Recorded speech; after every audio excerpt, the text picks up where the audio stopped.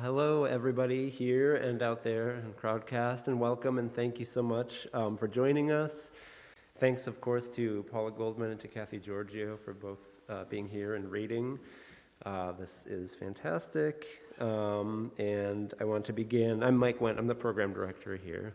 I want to begin with a land acknowledgement and say that I recognize that in Milwaukee we live and work on traditional Potawatomi, Ho-Chunk, and Menominee homelands, along the southwest shores of Michigami, part of North America's largest system of freshwater lakes, where the Milwaukee, Menominee, and Kinnickinnick rivers meet, and the people of Wisconsin's sovereign Anishinaabe, Ho-Chunk, Menominee, Oneida, and Mohican nations remain present. We further acknowledge the grave evil colonialism introduced to these lands through genocide as well as slavery, but also via racist and xenophobic beliefs, laws, and practices that continue to inflict harm upon Black, brown, and indigenous lives. We honor those who have lived and do live now at these intersections of identity and experience and are committed to the active dismantling of white supremacy. So thanks for that. Thanks again for being here to Paula and Kathie. We're so excited to feature two wonderful locally based writers who've been longtime friends to Woodland Pattern and are just terrific writers. We have books for sale by both Paula and Kathie at the front. If you're sitting in this room, you can go up there and purchase books, visit Peter. If you're out there, watching from your space, I won't make a MySpace joke, but you can purchase the book at woodlandpatternbookcenter.com. Thank you. So it's now those are all the announcements. So now it's my great pleasure to introduce Paula Goldman and Kathie Giorgio. I guess one more thing I will say, I'm sorry, is thank you all. I much appreciate you for all being masked, and if you could keep your masks on for as long as you're in Woodland Pattern, we'd appreciate it. Thank you so much for that. Okay, now it's my great pleasure to introduce Paula Goldman and Kathie Giorgio. Paula will read first, and then Kathie, and I'm going to introduce both of them now so that you don't have to hear from me anymore and I can not interrupt them. So, Paula Goldman's previous book, The Great Canopy, won the Guyville Press Poetry Award and was honorable mention for the Independent Booksellers Award. Her work has been published widely in many journals, as well as in the anthologies Boomer Girls, The Party Train, a collection of North American prose poetry, and most recently, Conversation Pieces. She was first prize winner in the Manhattanville College's Inkwell Journal Poetry Competition and was also the recipient of the Louisiana Literature Award for Poetry. Former reporter for the Milwaukee Journal, she served as a docent and lecturer at the Milwaukee Art Museum for 25 years. Late Love is her most recent collection of poems. Catch my breath for a second. Kathie Giorgio is the author of 5 novels, 2 story collections, an essay collection, and 2 poetry chapbooks. A full-length poetry collection, No Matter Which Way You Look, There Is More to See, was just released in September of 2020. Her new novel, All Told, will be released in late 2021, and that will be with Austin Macaulay Publishers. And a poetry chapbook, Olivia in 575, Autism and Haiku, will be released in August 2022 by Finishing Line Press. Kathie, quite prolific, as you can see. Kathie has been awarded the Outstanding Achievement Award from the Wisconsin Library Association, the Silver Pen Award for Literary Excellence, the Pencraft Award for Literary Excellence, and the Eric Hoffer Award in Fiction. Her poem Light was runner-up in the 2021 Rosebud Magazine Poetry Competition, and her poem Again was first place winner in poetry for the 2021 Wisconsin Writers Association Jade Ring Contest. And she is the director and founder of International Creative Writing Studio, All Writers Workplace and Workshop, right here in Wisconsin, very close by. Both Giorgio and Goldman share a keen eye and ear.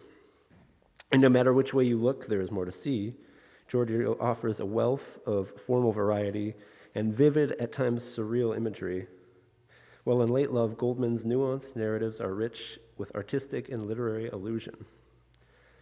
Both offer juxtapositions of dailiness with larger concerns of love, loss, and public life. And both seem to understand all too well what Goldman articulates in the poem Golden Autumn, quote, "To see the light, one has to see the dark." I think that what Christina M.R. Norcross has to say about Giorgio's poems might equally apply to Goldman, as through the work of both poets, quote, "We witness the full spectrum of life with all its beauty and beautiful and painfully challenging complexities," end quote. It's a vision that Goldman and Giorgio offer us with vulnerability, love, and humor. Please join me in welcoming these wonderful poets, Paula Goldman first, and then Kathie Giorgio. Thank you.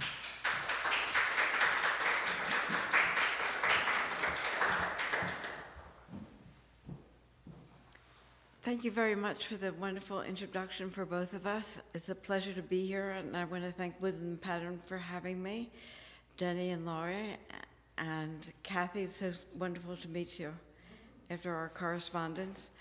And I wanted to just mention that the cover of Late Love is a sculpture by Brancusi, who walked from Bucharest to Paris to work with Rodin, where he only worked for him for 2 months because he said, no one can make sculpture in these gardens. Rodin proved him wrong. I picked it because of the solidarity of the love between the two couples embracing as if nothing could tear them apart. And I've devoted this book to my husband, Alan, who's right here, and thanks for the precious years. It's 54 years, going on 55. Which is very unusual these days. And I would like to thank Karen Kelsay at Kelsay Books for publishing this book. If Dickinson had a husband, I give you my poems to mail, dear husband. Later you call to say how sorry you are, throwing in your briefcase first, leaving the poems on top of the car before driving off. I walk to the kitchen window, unraveling the phone cord, when I see them in the wind, winged white sheets.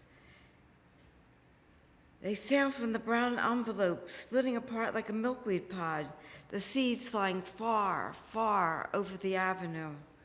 People jog, push baby carriages, walk their dogs, stop and pick them up. They read sestinas, villanelles, sonnets, everyone reading my poems.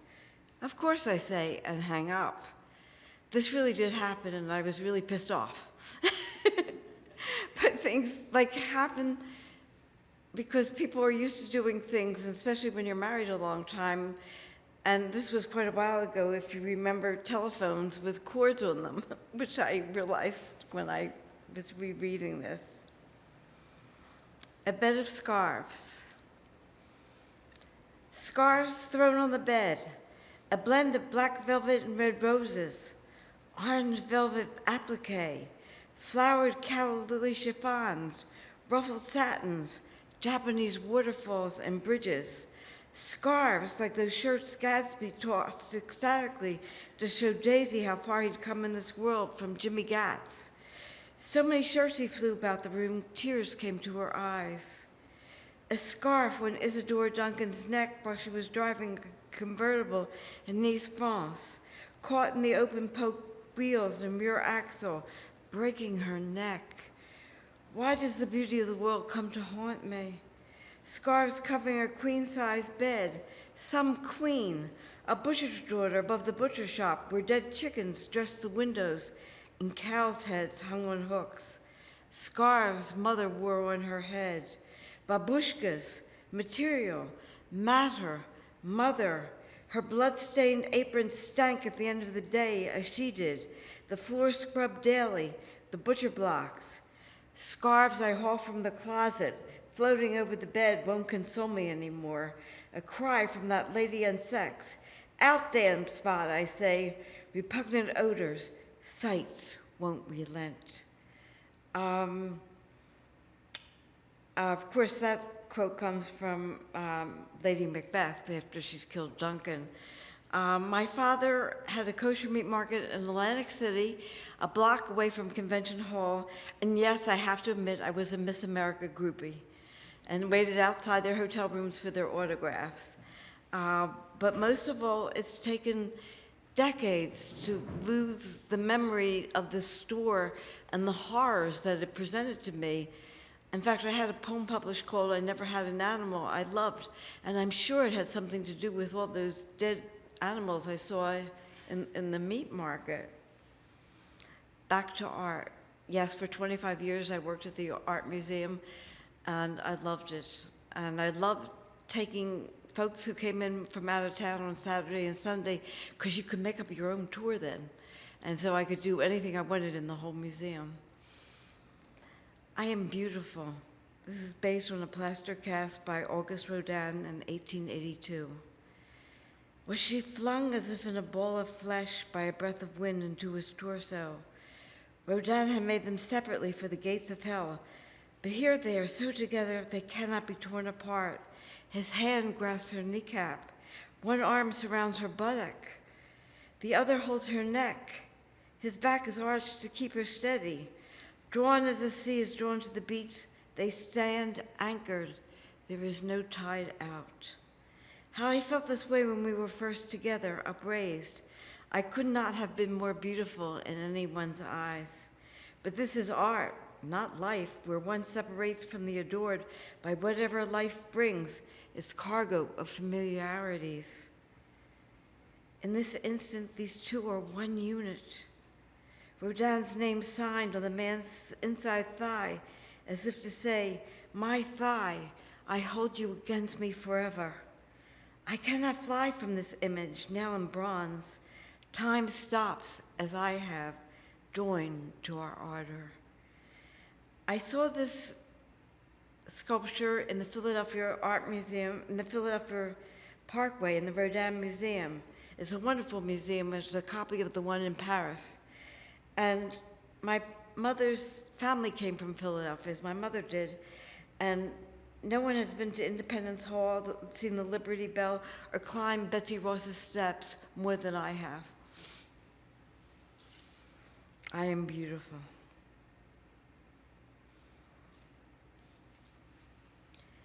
Back to life. Evolution.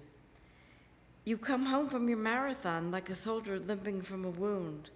Your Achilles heel smarts. Your disc worn out.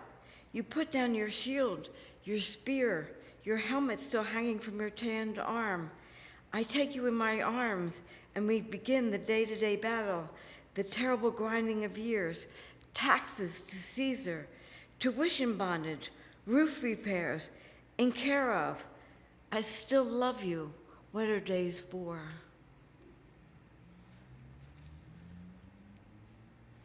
Back to art. I've often wondered what characters in novels would be like in real life.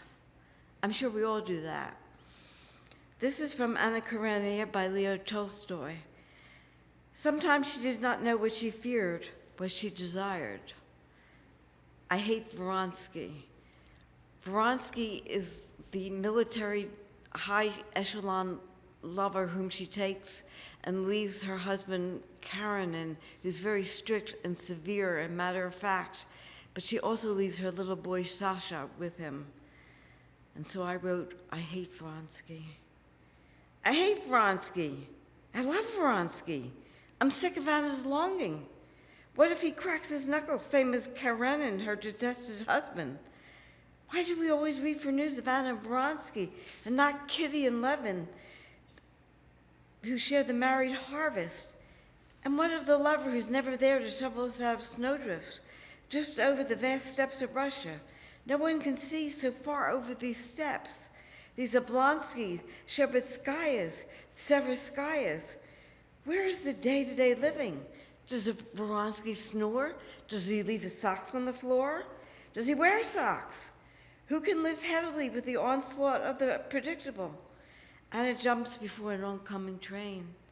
So much for ribbons and bows and Vronsky.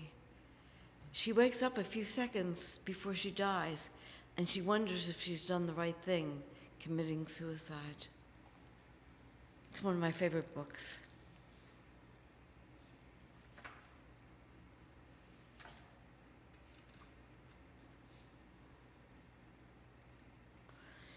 Back to real life. Reckoning.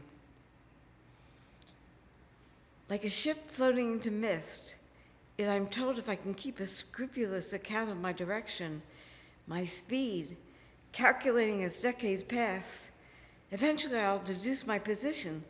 Sounds simple, but take the street outside my window. It's barren and gray, its borders of parallel trees, lifeless and stingy. The only distinct landmarks, my heartbeat and a homing pigeon blown off by electrical storms. It used to be a straight shot to your office parking lot from our house, but since you've left town, husband, I stumble from bed to bathroom, the sweet wake of your after, smooth and gone. I'm in no mood for marriage or mourning. The honeybee flies by the sun, but most songbirds can't learn new songs. When you go away, I must master cartography. When you return, I think we're both mistakes in the floor plan. One becomes so close that habits are taken for granted, and that's one thing we must not do in our marriages or our relationships, is to take the everyday for granted, because it's the everyday that supports our lives.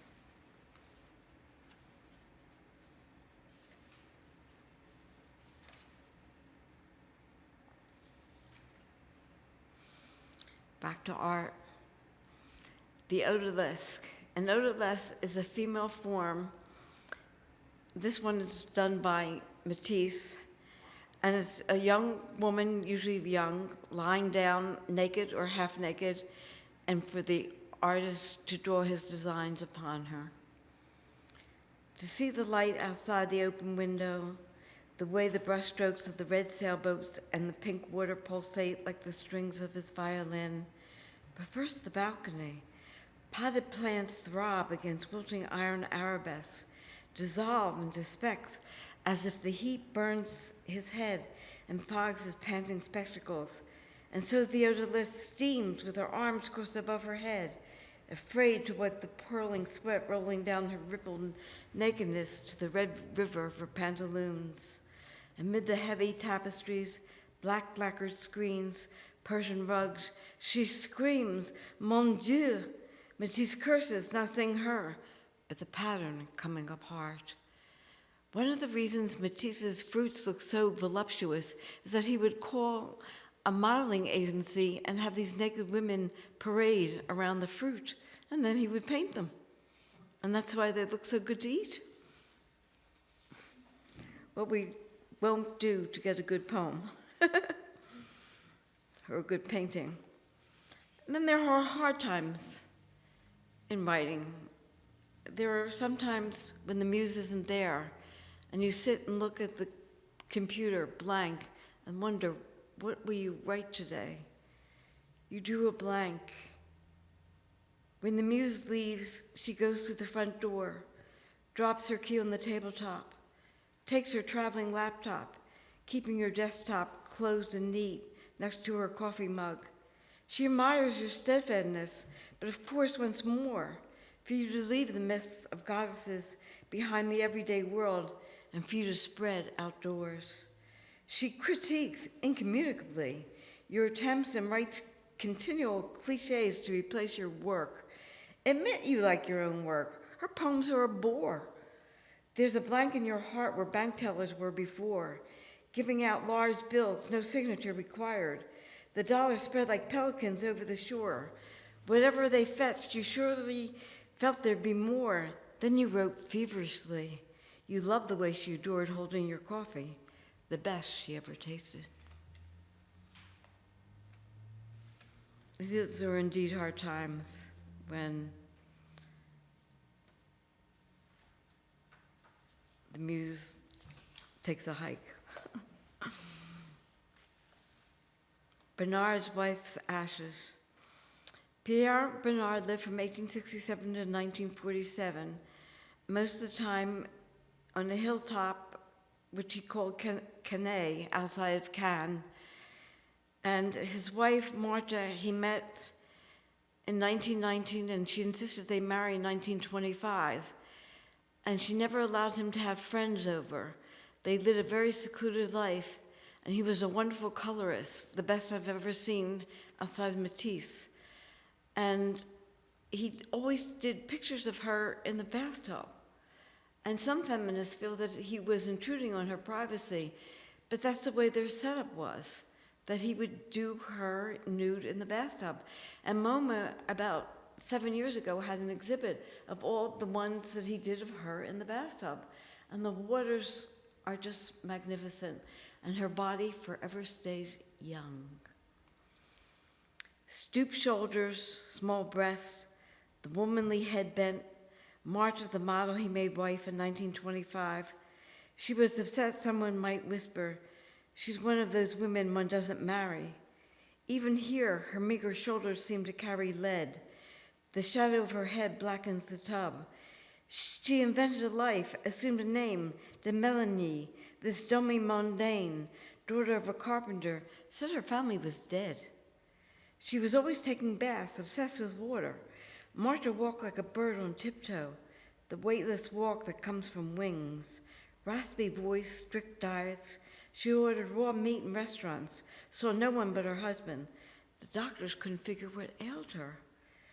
Though in 384 paintings she was young, full flesh, and when she died at 72, he locked the door to her room, finished the last tub painting, for years rearranging, decomposing, ending their long estrangement, his painting, her bathing, no under all the baths.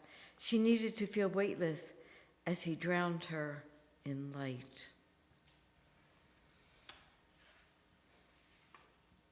And all the fruits in their home look wonderfully delicious too, but he didn't have nude models parade around in front of Martha.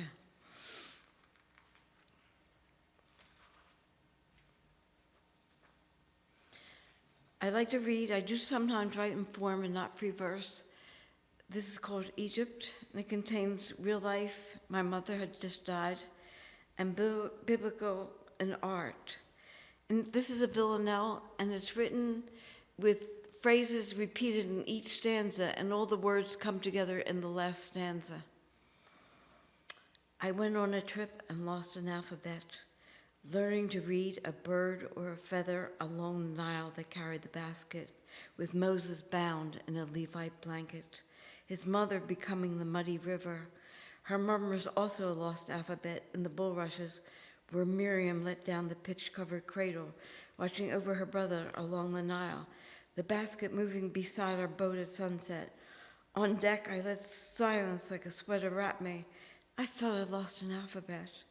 Caught in the past like a fish in a net, seeing death everywhere, with no sister or seer to follow a homely basket drifting down the darkening river, sweat drifting down from my armpits, the closer I come to a mother's lost alphabet along the Nile that once carried the basket. And let me just check on this, something closer to home. The Girl in the Stone Creek Coffee Shop.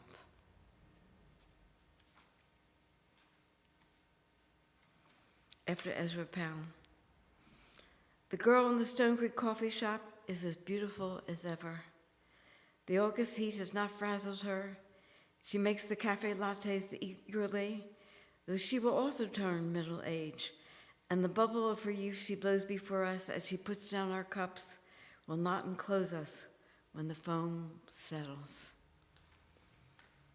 Again, life passes, and we see it in the youth around us and wish we had it again. Sometimes. And for ending, I'd like to read a poem called Golden Autumn, for I consider this my golden autumn. This is after Monet's Impression Sunrise, 1873. And it's how Impressionism got its name from this painting. Each morning when the sun streams into the bedroom from the lake, I think of Monet's Impression Sunrise, how he did it in one sitting. No, he was standing at a window overlooking the harbor at Le Havre to catch the light.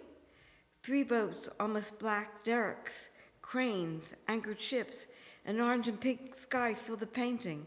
A ladder of lights that pass the doors, not quite reaching the shore.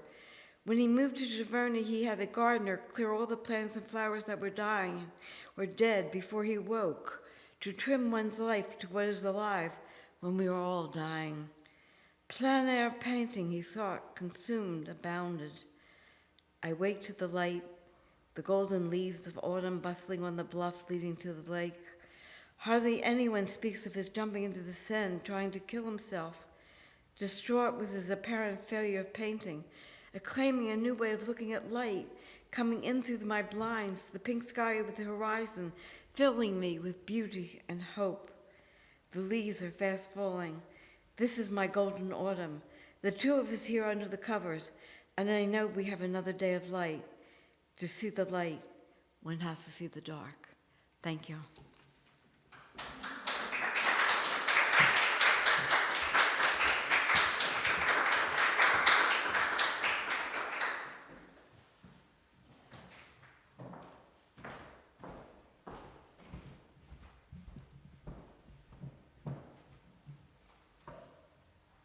Nice job. I feel like the mic is pointing at my forehead. Does it need to be lowered?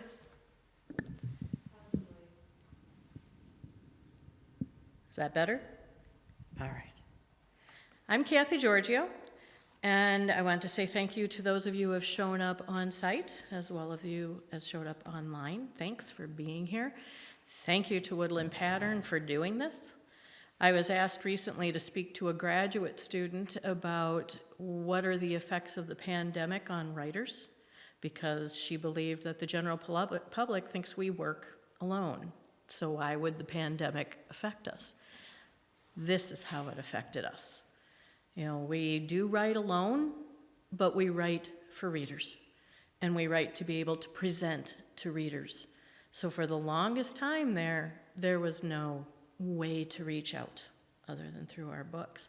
This is wonderful. It is so nice to be back. So thank you to Woodland Pattern for doing this. I thought I'd give you a variety tonight. I'm going to be reading my favorite poem from my book, No Matter Which Way You Look, There Is More to See. I'm going to read the two poems that won awards this year, and then a brand new poem, and then something that I don't even know what it is yet. And then I'm going to give you a sneak peek of the novel that is being released in November. It'll be the first time I read it out loud in public, so be ready to hold my hand. So this is Phosphines. This is my favorite poem from this book. Phosphines, noun. The colors are the stars you see when you close your eyes. Close, squeeze. The yellow of summer after summer, the sun painting you golden as you crawl in the sand, as you walk, as you swim, as you stand ankle deep in the lake, with your hands in your hair, elbows cocked and hip out, and you pose. And red fills you to burst. In your heart, in your veins flow with hope as you ask to go out with the boy 6 years older, a man, and your snarl is red as your mother says no, and you can't, and you flare, and the window is open. Red heats down your breasts to your belly, light your way to the bar and the red-lit back alley, and you give what you have, who you are, what you think that he wants, and he's gone to a girl his own age, a woman, and red clots and scalds, and you cry in your pillow, and your mother who said no braids your hair. Purple stretches like puddles, the good grades, the class ring, the gossip, and the hand of a boy with blue eyes who looks just at you, and you dance the blue starlight, and you foxtrot for glory, a diploma, a job, a wedding, a layoff, a baby, a fight, there's no money, a job, then a house with a yard, and a dog, and a cat, and a fair, his then yours, a divorce, and a cancer, a song at a concert, an online romance, a marriage, a late baby who stops breathing. Your arms are so empty, but then Paris and Greece and soft Sunday mornings, hot coffee, cheese Danish, a grave with red roses, you say goodbye to your mother, and blue slows to black, the black streaked with silver, the moon on your face, a grandchild's gilded laughter, a son's long embrace, a gold clock encased, In crystal in the night you sit by the ocean, the water a silk whisper, a warm blanket draped over your knees. Open, open wide, brilliance. Now this poem is light. It was the runner-up in Rosebud Magazine's poetry contest this year. It is also a prose poem. So you walk with your daughter, and there's the glow of fireflies and streetlight and starlight and moonlight and the bright white of paper against the cobbles, and you pick it up and read, "Will you go to heaven when you die?" And you pitch it away just like you've been burned because you don't think you'll ever see that light, or maybe you have, but it's not the light that's expected because sometimes the light's from within. Quiet. You walk for the hour that the dark really falls, and it drapes on your shoulders, not like a shroud, but like Earth's sigh on your skin. It's summer. You hear the quack of a duck and the peep of its babe and the throb of the frogs and the song of the cricket and loud splashes that scare you because there just might be gators, your daughter, or muskrats, you. There's the soft language of walkers and the smiles of strangers, and one of them, God blesses you, and because you're polite, you say thank you, and who knows, it might help. And your laughter floats up like fireflies and streetlight and starlight and moonlight. This lit dark is a sigh you wear home.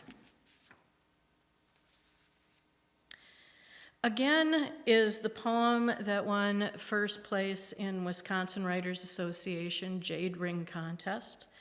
The only time I've ever won not only cash, but jewelry. It's like my favorite contest ever. And so this was, again, it was chosen by Peggy Rosga, Margaret Rosga, who was our poet laureate for a while. And it's called Again.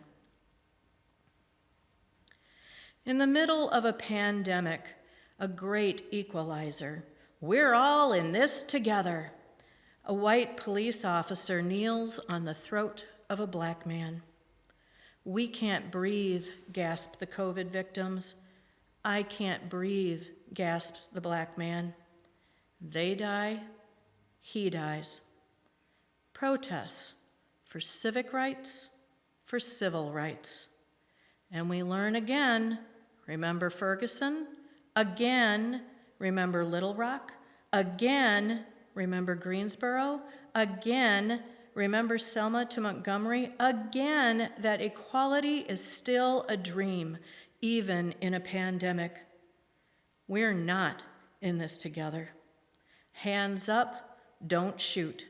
I can't breathe, I can't breathe, I can't breathe. This one is brand new. I hate the title, so if you can think of anything, please help me. But it's what caused the poem, so right now it's the title. My son's cat died. When my adult son loses his cat, an old, blind, orange long-hair who dies in his sleep after a tumble down the basement stairs, I hear my boy cry, as he did when he was teased and bullied at school, when he thought Good Friday meant we were all going to die and rise to heaven, and he didn't want to die or go to heaven just yet. When I asked him to sing to me the song he learned in preschool, and he didn't want to, and I threatened to never let him go back to school again because I was paying for him to sing, and he needed to sing to me, his mother. I was a young mother, just 23 when I gave birth to a boy only 6 pounds heavy and who felt like a swaddled football in my arms. He's heavy, I said, never having held a newborn before. He's not, said the nurse. His first cries made me so scared. There was so much I didn't know. Now he is 37 years old, and I still hear the little boy when he cries. And I am still afraid. But I hear my echo in his voice when he comforts my 8-year-old granddaughter who cries over losing the cat who was the firstborn in her house, and she's never known a day without him. My son talks softly to her, and I am no longer afraid. This is the one I'm still trying to figure out what it is. I think it started out as a prose poem. Now I'm calling it a flash memoir. I don't know. We'll see. It's called The Passing of Time and Never Known Facts. That moment when you are at the zoo pushing a stroller. But unlike all the strollers before, including a double stroller, this one doesn't have your own child in it. It has your granddaughter, and she's 3, and she's telling you facts about tigers you never knew. They can be blue. They go to museums, and they like to eat Taco Bell. She pronounces it tiger. In front of you walks your almost 16-year-old daughter, hand in hand with boyfriend number 2. Their heads are close together. You remember when she used to tell you facts you never knew. You remember a little orange rubber Tyrannosaurus Rex named Baby Dino who fit in the palm of her hand and went everywhere tucked in her fingers. Now Baby Dino is tucked away in your dresser drawer. He is missing his arms and one back leg. Beside you, your 29-year-old daughter tells you about the classes she's teaching, the work she's doing, the list of mathematicians she posted on Facebook, one for every letter of the alphabet, a future wedding, a busy life. She sees giraffes and lights up, and you remember how the never-known facts she told you were about giraffes. You remember a series of pink rag dolls she slept with from the time she was 2 weeks old. You bought more in secret for when one would wear out. In your storage unit, you have a box of over 20 pink rag dolls. Their name was Pinky. When you buy your granddaughter a pink tiger, she names it Pinky, and your daughter says, "Well, that's imaginative." You smile. On your other side, your 30-year-old son. He speaks of work, insurance, a new car.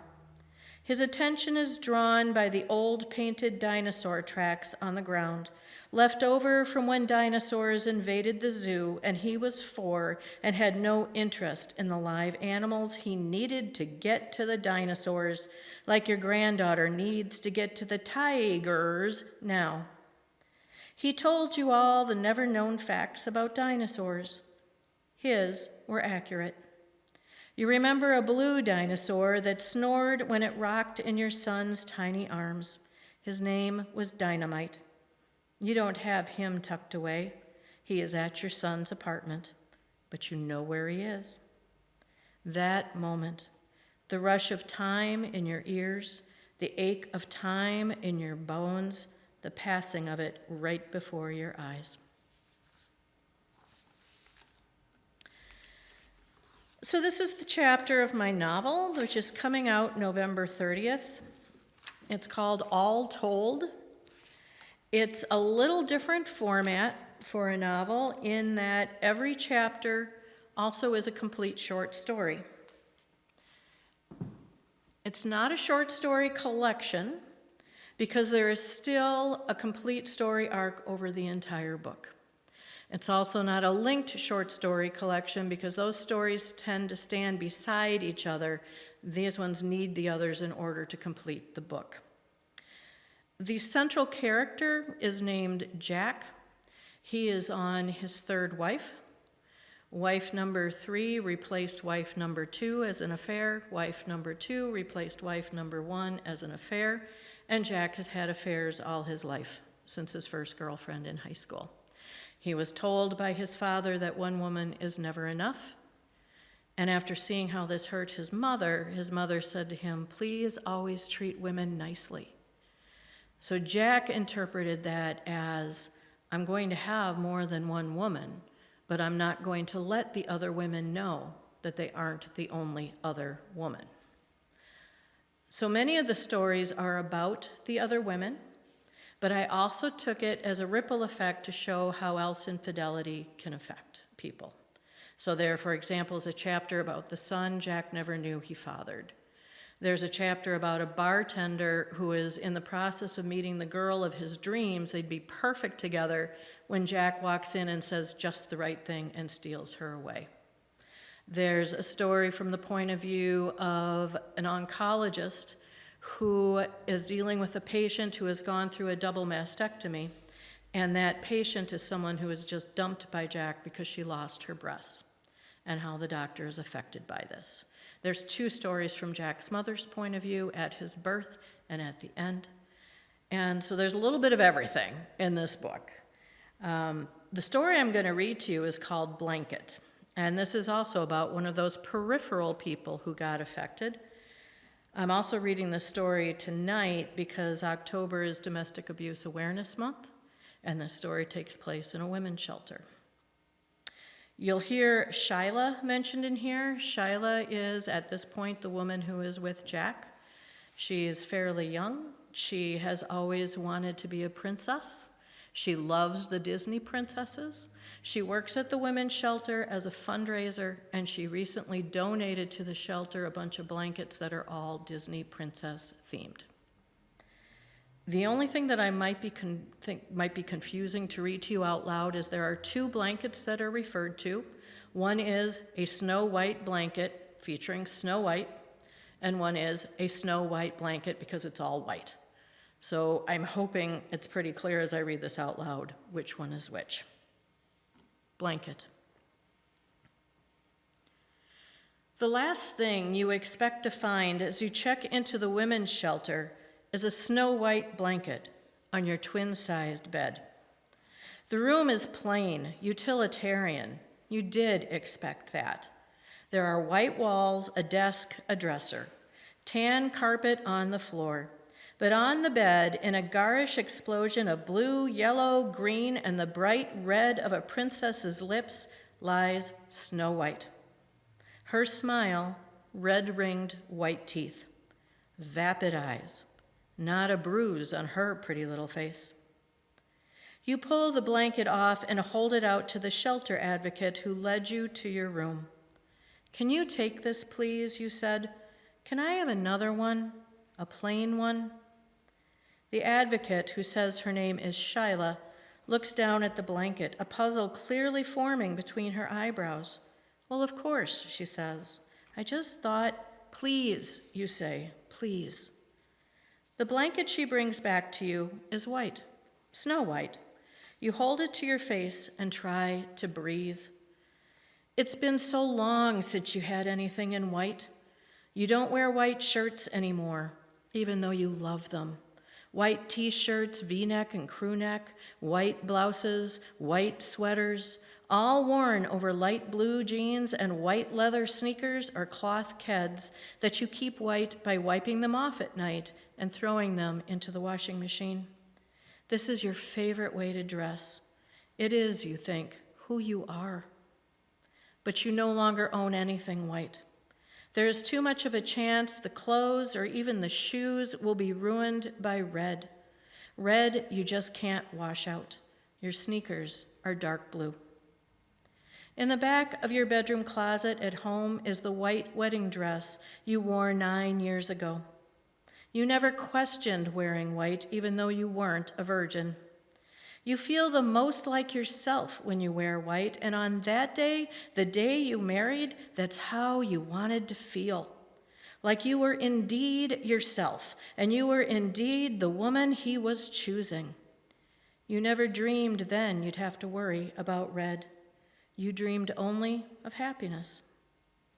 In this plain room, you hold the blanket, the snow white blanket. When the clerk leaves, you strip everything off, everything, the black-ribbed Henley, the gray jeans, the blue shoes, and you wrap yourself in the blanket. Wrap yourself in snow white. No red anywhere. You try so hard to get warm. He tried calling you at the shelter, you're told the next day. You don't know how he found you. We didn't confirm you were here, Shyla says. We never will. You don't have to speak to him. It's your choice. You want to, but you know you shouldn't.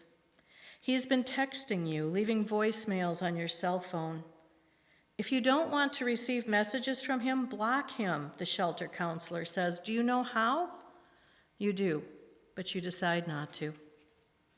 On the second night, you return to your room after dinner and wrap yourself up in the white blanket again. You are encouraged to remain in the living room, socialize with the other women, but you can't. You see their bruises.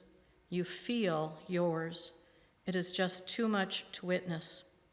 You want only to be wrapped up in white. You want to feel like yourself. You read his text messages, listen to his voicemails. Please come home. I'm so sorry. I'll go to counseling. We'll go to counseling. I know it was worse this time. I love you. I didn't mean it. You know I didn't mean it. You are everything to me. Please come home. I love you. I love you. I love you. Eventually, you turn off your phone and you shiver under the snow-white blanket. The next day, a volunteer drives you to the mall. You want to return to work, but you only have the clothes you wore when you ran out of the house, ran away from him, left everything behind, and took a bus to the shelter. At the mall, your hands shake as you go from store to store. But then you find exactly what you haven't admitted you're looking for, what you've been missing. Your hands stop shaking. You reach out with open arms. White t-shirts, white blouses, white sweaters, white sneakers, light blue jeans. You spend much more than you should. You spend much more than he would have allowed. On the ride back to the shelter, you join the volunteer when she sings along with the radio.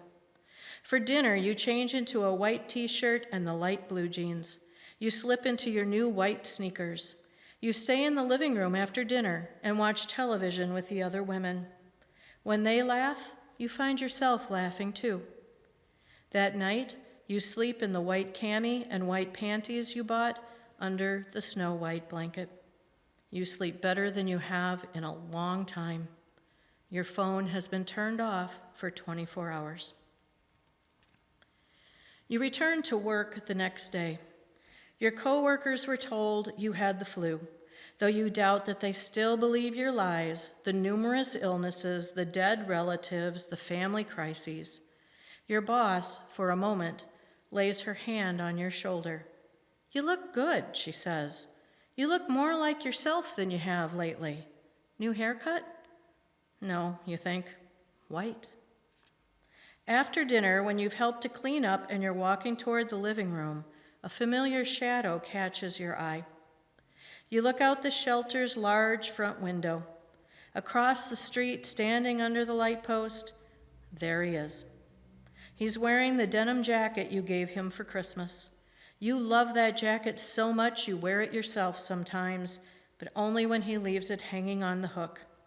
It smells of him, of his aftershave, his shampoo, his deodorant. Him. When you wear it, you wrap it tightly around yourself, the way you wrap yourself in the snow-white blanket. It would look great over a white t-shirt, light blue jeans. You stand there and look at him. You're not sure if he can see you wearing a white blouse and your light blue jeans in the window. But he stands and you stand. Both of you have your hands in your pockets. The shelter advocate on call that night joins you. Is that him? She asks. We can tell him to leave. We can call the police if he doesn't. It's him, you say, and your voice breaks. Just leave him alone. He'll go away. When you check an hour later, he is gone. You turn your phone on for the first time in 48 hours and find his last text from an hour before. You look so beautiful. You leave your phone on. The next day at work, he texts you during your lunch hour. He shares a photo of an appointment card. I went to a counselor, see? Here's my next appointment. I'm trying so hard, babe. I love you. Please come home. You look closely at the photo. His name is written on the card, and it's for an appointment in a week with a counseling service downtown. He's never gone to counseling before. You have, but stopped when he told you to. Over the next 2 weeks, some of the shelter residents leave. Some come back with more bruises than before. Some don't return. New women arrive. You stay.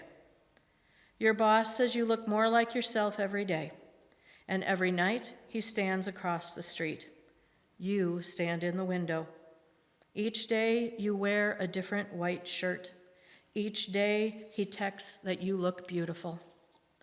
You wonder if he remembers the white dress in your bedroom closet. You wonder if he remembers how you looked that day. He chose you when you felt most like yourself. The counselor tells you all the statistics. You see the women for yourself. Keep count of the ones who choose to return home. Keep count of the ones who come back to shelter. But their men don't stand across the street every night. The women don't stand in the window. Do their men go into counseling when they never have before? I love you, babe. I'm sorry. I'll never do it again. Please come home. You're so beautiful. You think of your white wedding dress tucked in the closet of your bedroom, the bedroom you share with him. You think of how you dreamed on that day 9 years ago, how you smiled, how you lifted your face, how he kissed you, and kissed you and kissed you for the first 4 years. Then in the 5th year, the red arrived. You kept trying to wear white. You wore it with every "I'm sorry." For the last year, there's been no white in your closet, except for the wedding dress, tucked far in the back. Does he remember how you looked? Now you are wearing white again. You look more like yourself. You're so beautiful. The statistics, they come, they go, they return, you count. He stands across the street. I've always loved you in white, he texts. The next time you see Shyla, the advocate who gave you the snow white blanket and then replaced it with the snow white blanket, you ask her if you can have that first blanket back. She smiles the smile of a princess. Really? Of course you can. She gets it from the storage closet, which is kept locked, and puts it in your arms. At home, you can get whatever you want, whenever you want. Nothing is locked. You don't need to ask, except when he tells you to. Then you do as he says. You only wear his denim jacket when he leaves it hanging on the hook. Thank you, you say. In your room, you spread the blanket out. You look again at Snow White. Yes, her lips are red, her teeth white, but her smile is happy. Her eyes aren't vapid, you decide. They're dreamy. She looks up at you the way you looked at him on your wedding day, when you dreamed. Someday my prince will come, someday when my dreams will come true. You drape the snow white blanket over Snow White, over her blue and yellow dress. She becomes a bride, her smile glows. Someday my prince will come. The next morning, you ask for some grocery bags to put your things in. I'm going home after work, you say. The advocates press their lips together. Their lips are pink, except for Shyla's, which are red. Really? Shyla says. She doesn't smile like a princess this time. Her lips are a gash. The counselor reminds you that you can always come back. You hand the Snow White blanket, meaning Snow White the princess, to Shyla and say, thank you. You walk out the door carrying your bags of white. Tucked at the bottom of one bag is the Snow White blanket. You know you will be okay. You will be okay. You will be. You look more like yourself than you have in a long time. When you walk in the door of your house after work, he is there. He takes his hands out of his pockets. He kisses you. He kisses you again, harder. When the prince of my dreams comes to me, he'll whisper, I love you, and steal a kiss or two. And steal, and steal. In the morning after he leaves, you call in to work. I guess I'm not over being sick, you say. Then you stare in the mirror, mirror, mirror on the wall. You see only red. By the front door are the bags you set down when you came home. Pulling out the snow-white blanket, you drape it over your shoulders, pull it closed. It hangs to your knees. You look back in the mirror. You feel the most like yourself in white. Picking up your bags, you step outside. You lock the door. You run. That's it. Thank you.